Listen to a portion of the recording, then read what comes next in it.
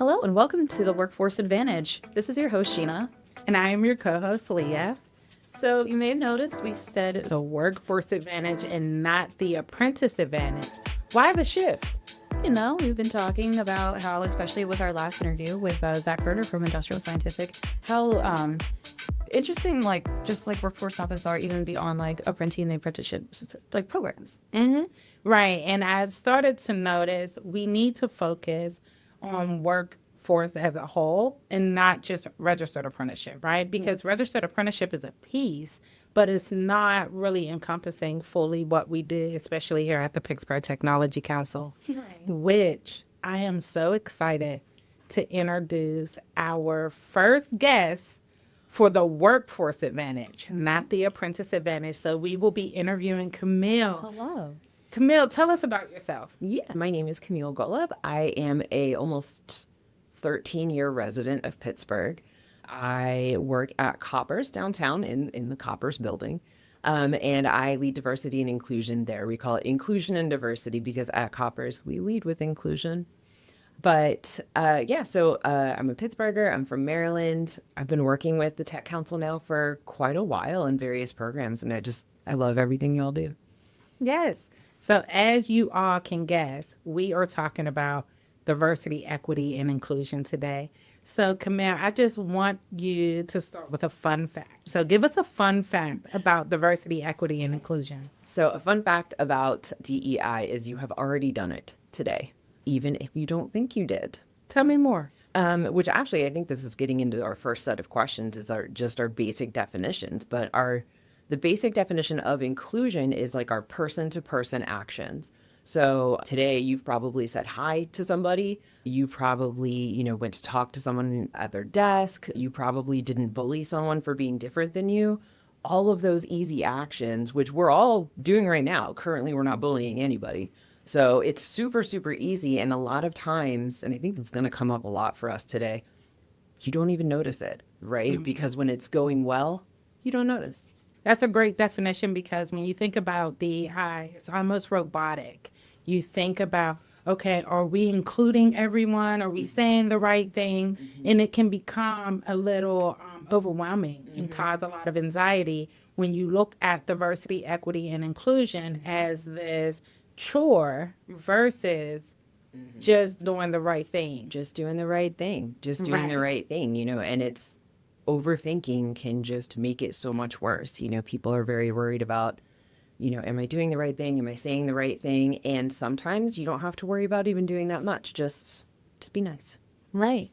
I know you did a panel discussion with Marie for her Winning Talent Together panel event. And that's why we brought you onto the show, because you were able to share a lot of information around DEI, but you didn't focus on the chore of it. You just talked about being ethical. So can you give us a little bit more about that? Like, what do you mean when you say DEI is not about just doing the thing, but just being ethical? Just being ethical. So it's a way of operating. So, it's three things to be aware of, right? So diversity. So diversity is measuring how people are different from each other. So noticing how people are different from each other, which is not necessarily a bad thing, right? We want to notice everything about the people that we care about because those, who you are is important to you. So noticing how all the different ways people are different from each other. E is standing for equity.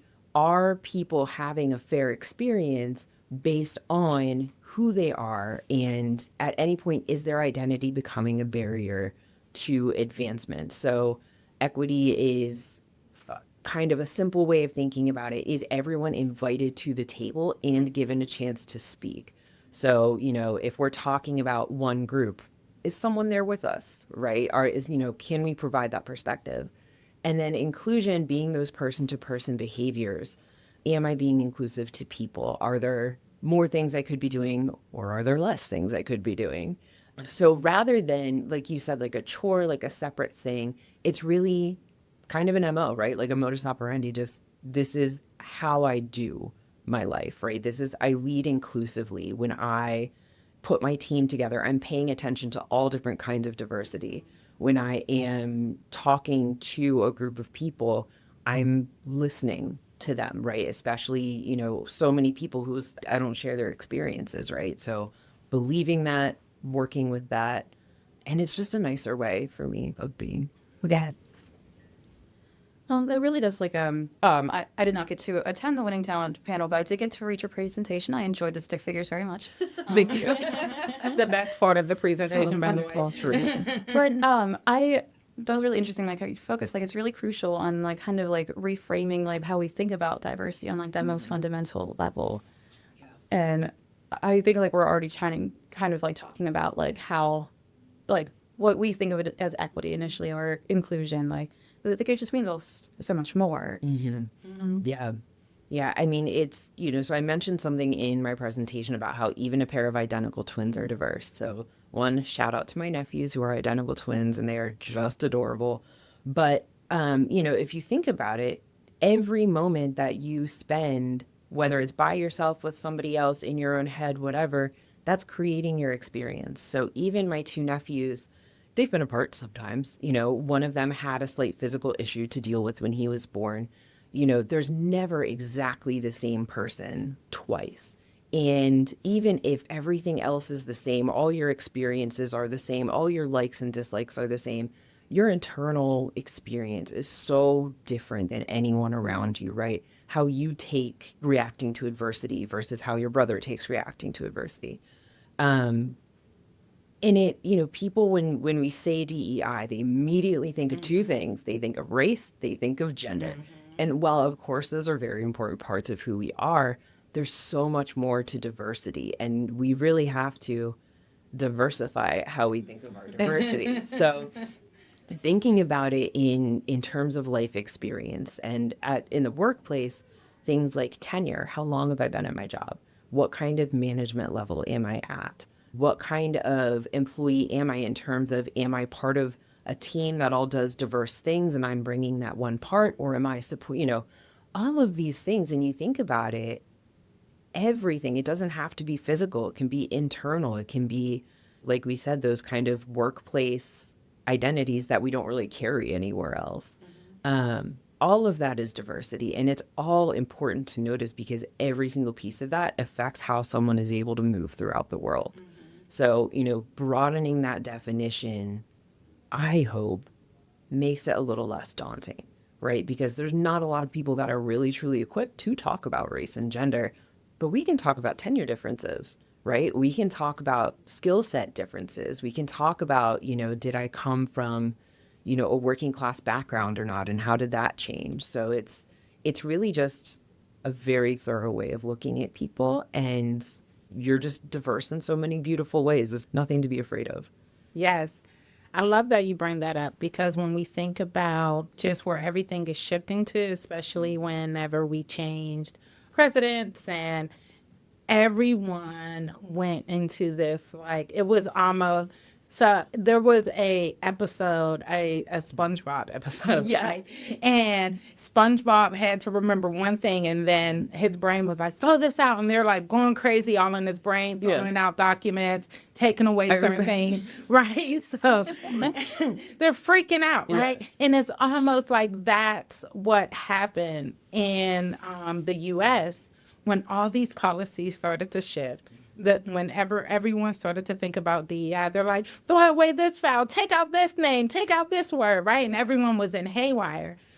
But again, I keep going back to that Winning Talent Together whenever you came in and you said, look, let's quit thinking about race, gender, sexual orientation, and let's just focus on, can we continue to provide opportunity? So what are some shifts that you are noticing now? Because I believe we're calming down a little bit. Everyone's not in this frantic SpongeBob brain error anymore. So what are some things that you're starting to notice? So certainly I agree. I'm noticing a little bit of calming down.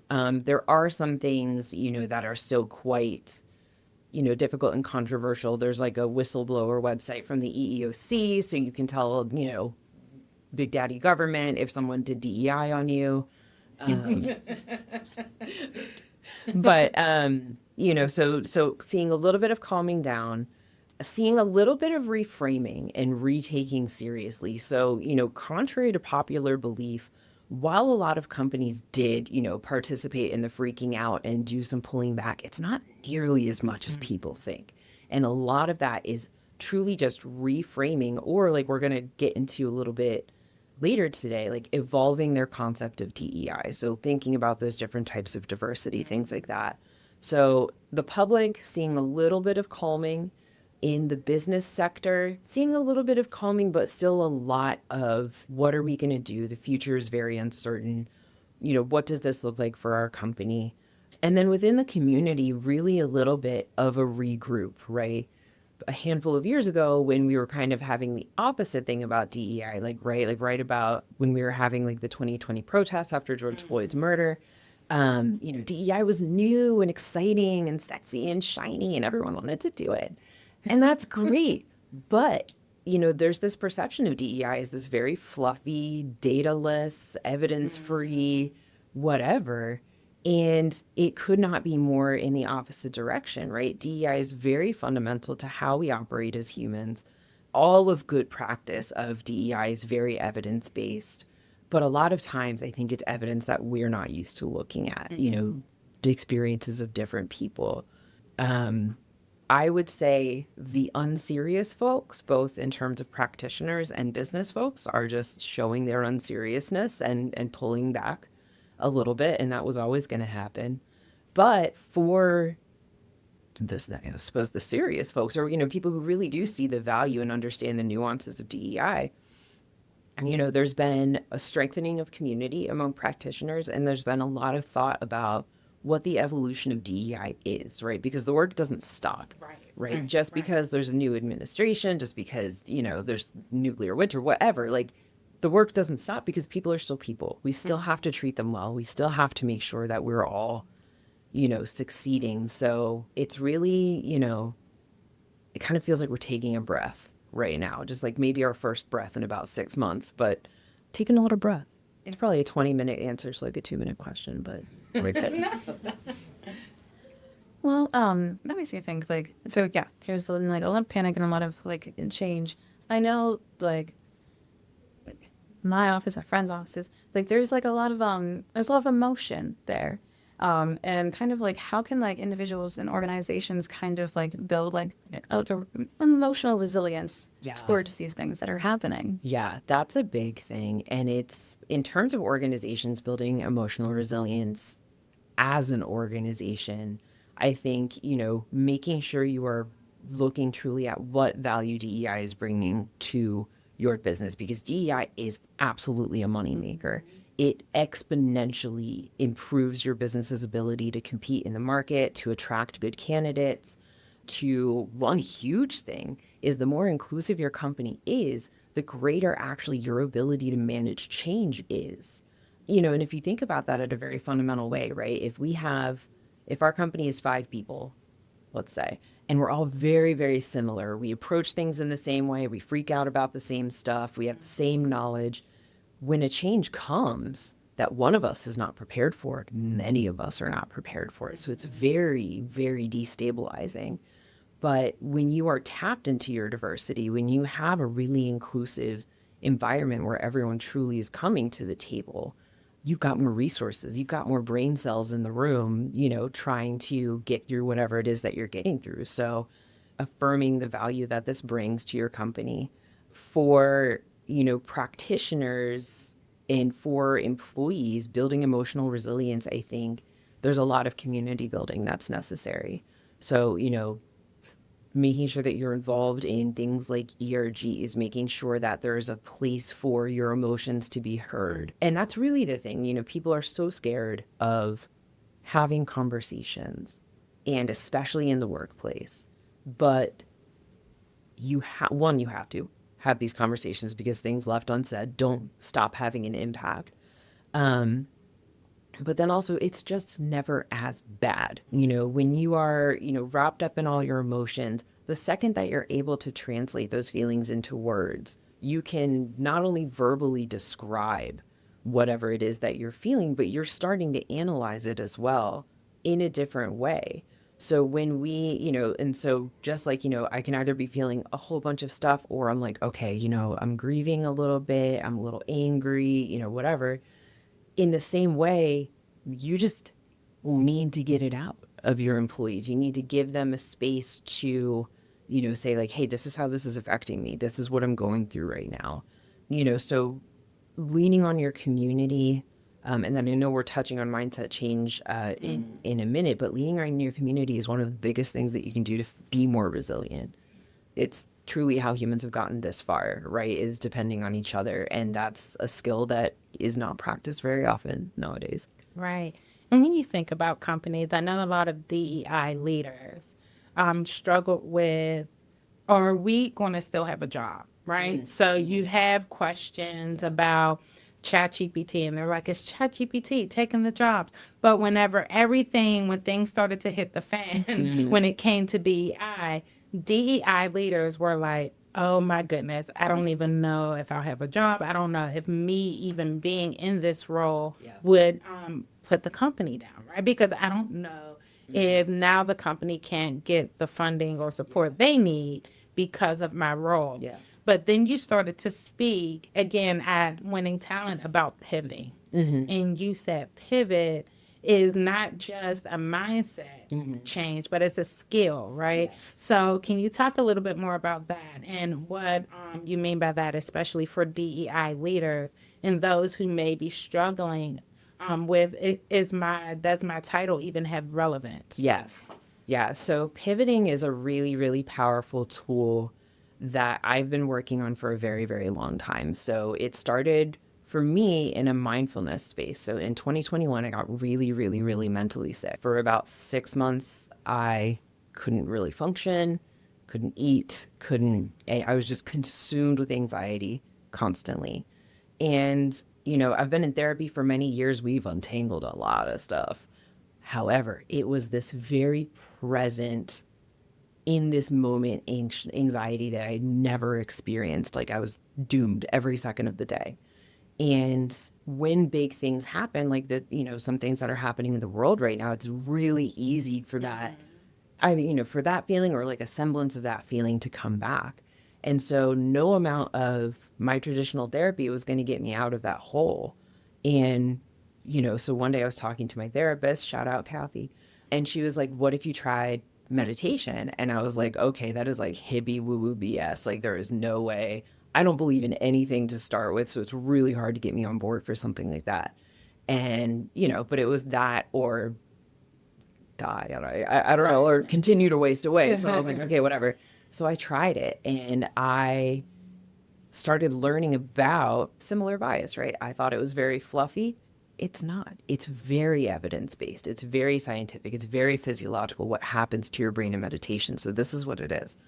So the pivot in mindfulness meditation is, it hinges basically on your ability to observe what's going on in your own brain, kind of calling to that, can I describe my emotions in words, right? Because you know how something feels, but when you start, again, to analyze it, to describe it in a different way, it gets a little more manageable.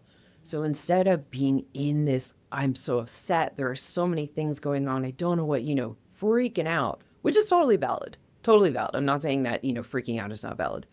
Instead of going from that, being able to say, okay, I am in it right now. I am feeling so many feelings, almost as if you're, describing a friend, my friend Sheena she's really going in it. She's dealing with a lot of stuff right now. I think she just really needs to, I don't know, like have a nice lunch, like take some time for yourself.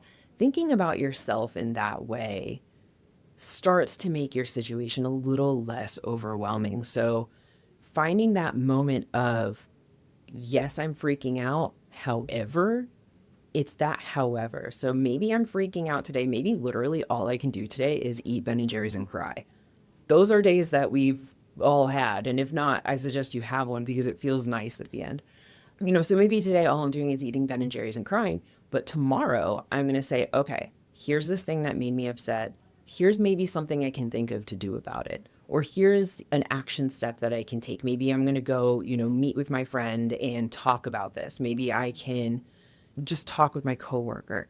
It's about acknowledging where you are and the severity of what is going on, whether that's your feelings or the outside world, and then starting to not move past it because you're not ignoring it, but starting to work your way through it in a way that brings that perspective of like, this is not annihilating to me, right? This is not catastrophic in this second.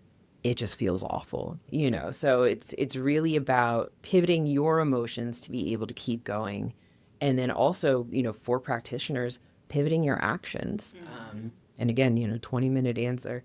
But, so when we think about, I can't measure diversity anymore in terms of race, gender, whatever. If I'm trying to standardize interview panels, I can't do that by race and gender anymore. But what I can do is standardize that diversity by tenure, by job level, by management, by whoever, and knowing that you are still going to get results that way. Right. So what can I still do is kind of the pivot in a nutshell. Might have been a 30-minute answer. No, that wasn't a big task because you were able to say, this is what you need to do as an individual, right? Because if you're not able to do it individually, there's no way that you can come to an organization and have that pivot mindset when it comes to the whole. So if you want to, it's almost like the analogy with the plane, like putting on your first face mask first, right? Exactly. So you're like, hey, let me teach you how to put on your oxygen mask. It's a face mask, right? Yeah. But let me teach you how to put on your oxygen mask first. So that whenever you're coming to the job and you're saying that you are a DEI leader, you now can have those same shifts in the workforce. So I like it. Exactly. And, it's a very strange career to have. And, the highs are really high, but the lows are really low. There can be times where you just very much feel like you are the punching bag for all of the, racism, sexism, classism that might exist, in an organization. But that's the thing, right? As DEI practitioners, we're called upon to know how to deal with that. Not to say that we should just deal with it forever. If we can't deal with it, like you said, we can't lead anybody else through it. Yeah. So I think you're really leading us into another question, which is like, what is some subtle yet powerful ways that people can model this inclusive behavior without getting any backlash? Yeah. So one, I do just want to set the expectation there's always going to be backlash. Like, it's wild that when you just look at some kind of behavior, it's fine until someone labels it as DEI and then people have a ball.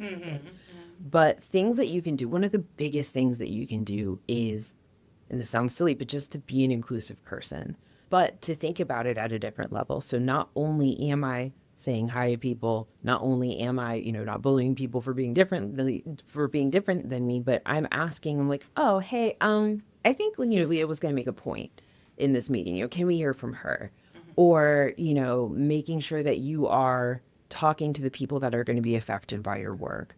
When you're doing a PowerPoint, this is one thing that I mentioned in a talk last year, which actually I love this because someone called me out incredibly correctly and I had to eat it. And it's such a good learning experience because in the slide deck that I had made, I was talking about bringing ideas to leadership. And in that slide, I wanted it to feel very intimidating because that can feel very intimidating. So I chose this picture that was like, people in silhouette around a table and, kind of made me sweat a little bit.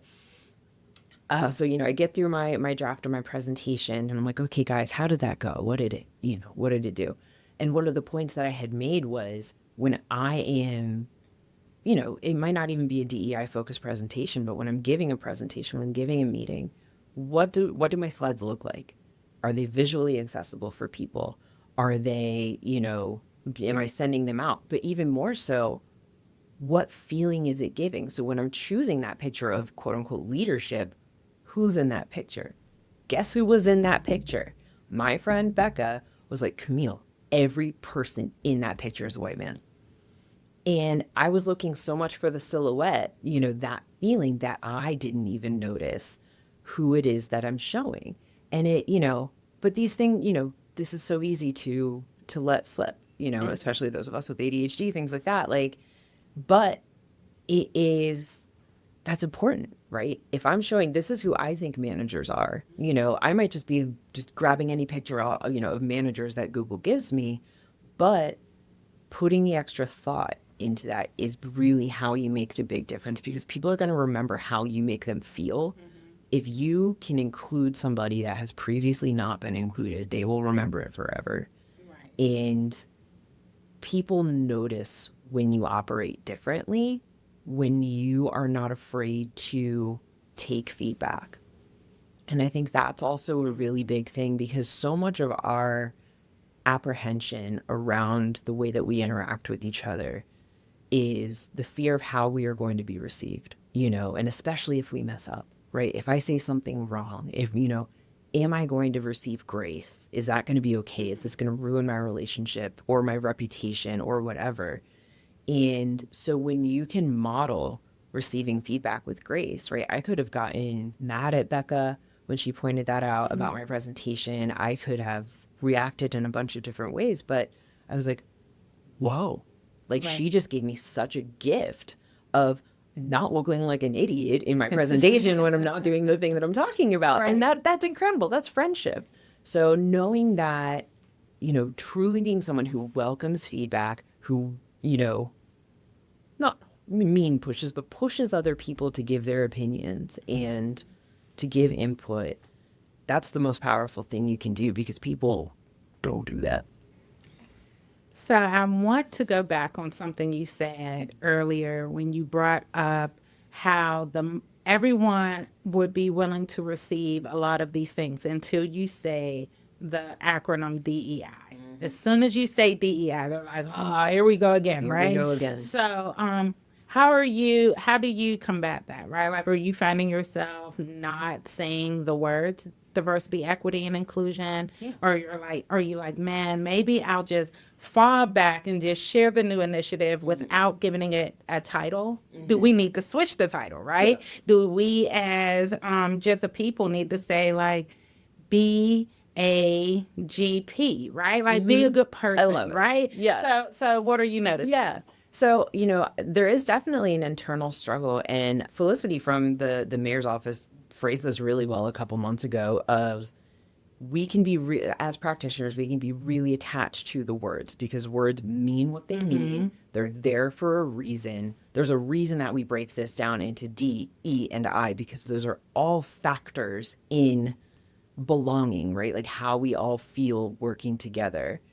And, what she said was, I can be attached to the words, but am I going to insist on using the right words at the expense of being able to do the work? Or is the work more important? And that we're here for the work, right? And so, there is an amount of trying to get less attached to the words for the sake of being more effective. But I think a lot of the reason that people freak out when they hear DEI is because they don't think it involves them. They don't think it is part of their experience, and it truly is, because wildly meta, in that moment, they're not feeling included in DEI. And that, man, talk about things that keep you up at night. That has been a thing that has been keeping me up at night now for over a year, is have we done a good job of including people in DEI?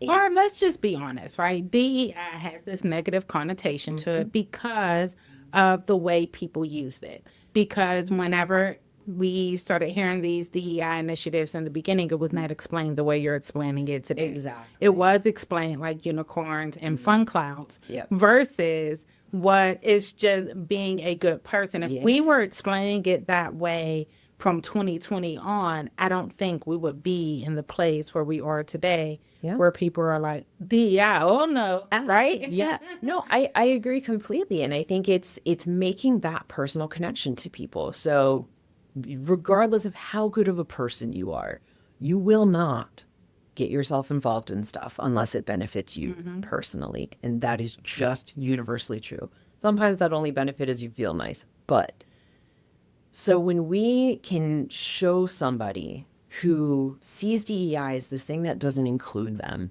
if you can make that personal connection to them. So even one in that moment, hey, you're not feeling included by this. People are so great at noticing when they're not included. They are really bad at noticing when they are. So when their identity doesn't make things harder for them. That's, I think, the biggest part of my work now is for each and every person that, you know, is in my organization, how can I show them how this benefits them directly and how it does involve so much more things. So part of that is, you know, I look at things like we're examining our education requirements right now. There's a lot of jobs at a manufacturing company that do not require a college degree. And frankly, in my opinion, don't even require a GED. I want everyone to have GEDs, but you know, you don't need to know how to analyze literature if you're operating a saw all day or whatever. And there's so many people that get kept out of opportunities because of just not having a piece of paper, you know, and no, you know, no shade on diplomas and stuff like that. But if you can do the job, you should be able to do the job, like, period. Right. So looking at things like that. So what matters to this population that I'm trying to reach, you know? So if I'm trying to reach my plant population, I'm going to look at things like socioeconomic status. I'm going to look at things like educational status. Our highest concentration of veterans is in our plants. And, you know, those are all things that need attention because they very much affect, again, the way that someone moves throughout the world. So can I ask for an example? Absolutely. So let's just continue with the meta. So meta doesn't feel included. Give us a small, subtle, yet powerful way that they can shift to make meta now feel more included. And that can just, in this example, will almost help us to start thinking differently just about all of our things, right? What is a small, subtle, yet powerful way that we can allow meta to feel more included, even if they are included and just don't feel it? So, yeah, so if someone is not feeling included by DEI, how can we make them feel included? One, I mean, honestly, the simplest way is invite them to the table and give them a place. You know, if, you know, a lot of folks who don't feel included by DEI, they have this image of, you know, it's a bunch of people who look different than them at a table talking about how to make their life hard or something. And if there's nothing, if it truly is good, right? If DEI truly is good, if there truly is nothing to hide, bring them in. Let them have that conversation. Certainly set expectations on, you know, are we going to snap at people? You know, are we going to, this is how we're going to handle the adversity that we're undeniably going to find. But bring them in. Get them involved in that conversation, because what that person is telling you is they don't feel heard and they don't feel seen by you.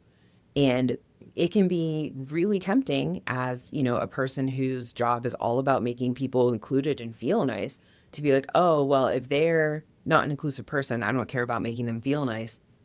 Shooting yourself in the foot. Immediately, you have to show that person that they matter to you, whether it is just listening to their experiences, getting their input on something, showing them that you value them because they exist. That's the only requirement to be treated respectfully and like a human. Are you existing right now? Great job. You matter. And that's the biggest thing, you know. So when I work, you know, at like a, you know, a manufacturing company like Koppers, when I go out into the field and visit people, you can see apprehension. You can certainly see, you know, maybe I don't draw as big of a crowd as somebody else, but when I can make that connection with somebody who has not previously felt included, it's incredible. You can see it, you can feel it. It immediately shows, because that's all anyone wants, right? To be cared about. So if you actively care at that person, you know, you will bring them in 100%. Okay. So what do you see like for the future of DEI if like these like perceptions continue to be challenged? Yeah, absolutely. So the future of DEI, one, like, there is a future. Like, let's just be clear. And I know I'm like skipping ahead in a question, but you know, so many people are being like, oh my God, DEI is dead. No. As long as there's people, there's DEI.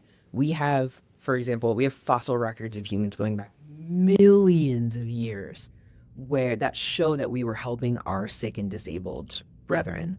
That's DEI, right? Just taking care of someone else, having the group want each other to survive is DEI.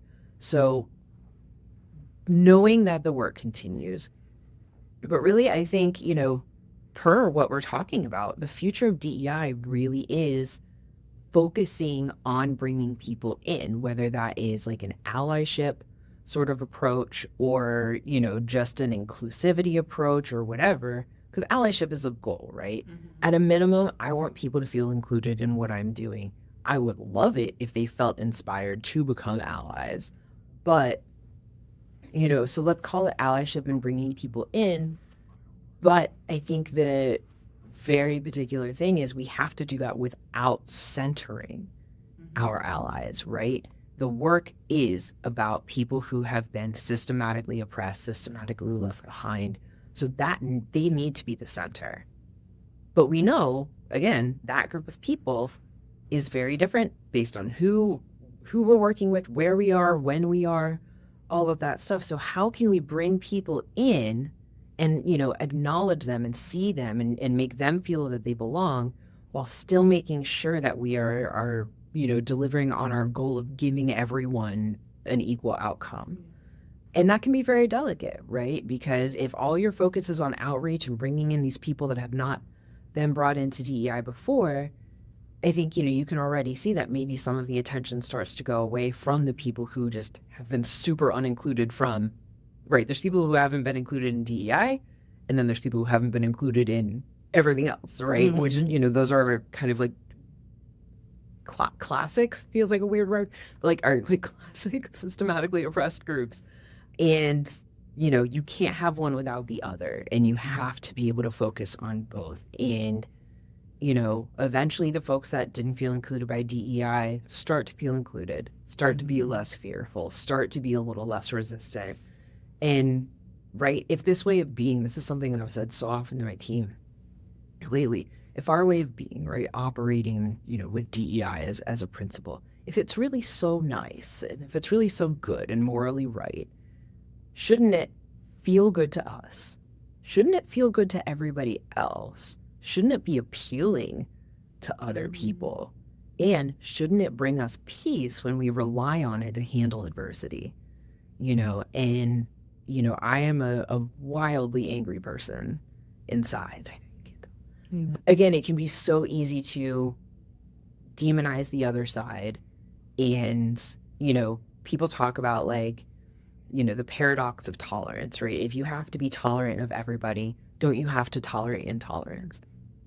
But the answer is no, right? The paradox of tolerance disappears when we see tolerance not as this moral thing, but as a social construct. It's a social contract, a social agreement that we all have to treat each other well.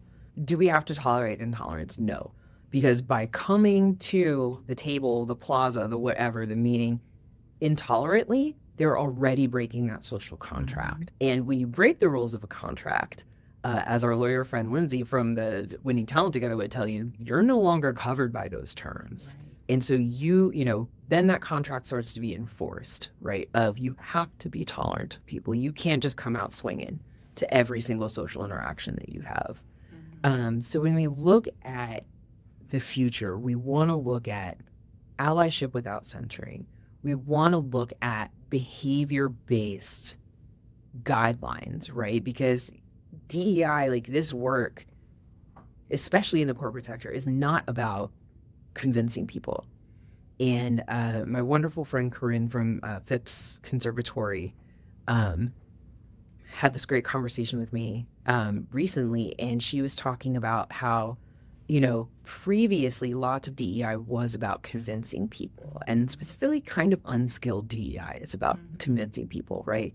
Hey, you don't think that the world works this way because you haven't thought about it, but let me convince you that it does. And let me try and try. That's hard, right? You're not making any friends. But when you make it reflective, so think about a time when you haven't been included. Think about a time when this identity that you have made something harder for you or easier? You know, when you think about it as a behavior thing, it's just less scary. So talking about embedding it deeply in our business processes, talking about, you know, when I give trainings now, right, it's not going to be about convincing. It's going to be about reflecting. There was a really great experience that I had a year or two ago. I was giving a presentation to a group of people in leadership training, and we were talking about privilege. And that can be a very scary word. You were getting into the good stuff now. Mm-hmm. And this guy raised his hand, and he was like, I'm a white guy. I grew up in an all-black neighborhood. That sucked for me. He's like, I got bullied every single day. Blah, blah. He's like, I don't have white privilege.